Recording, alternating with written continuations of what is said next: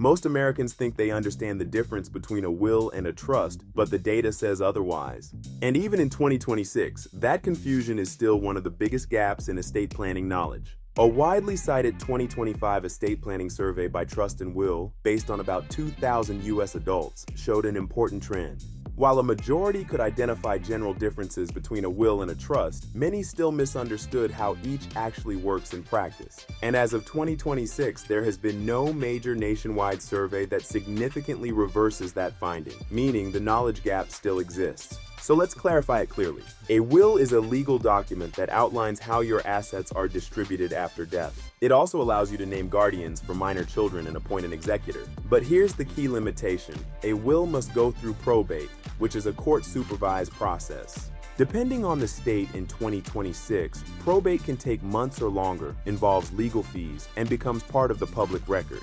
That lack of privacy is one of the main reasons people look for alternatives. Now, a trust, especially a revocable living trust, works differently. A trust is a legal arrangement where assets are placed into ownership of the trust and managed by a trustee for the benefit of beneficiaries. Unlike a will, a properly funded trust can help assets transfer outside of probate. But here's the most important point many people still miss in 2026. A trust does not automatically control your assets just because it exists. It only controls what is properly transferred into it. That's where many estate plans still fail. People create a trust but never fund it correctly, meaning assets like real estate, bank accounts, or investments remain outside the trust and may still go through probate.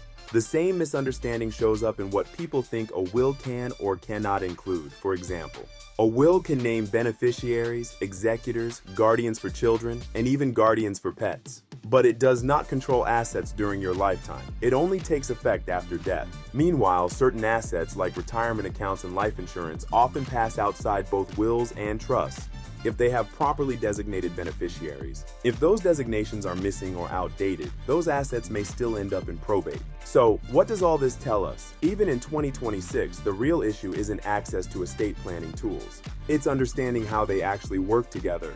A will is often used for basic instructions, guardianship, and backup planning. A trust is used for asset management, privacy, and avoiding probate when properly funded. And together, they form a more complete estate plan. Because in 2026, the difference between a will and a trust isn't just legal. It's whether your legacy transfers smoothly or gets stuck in court when your family needs it most.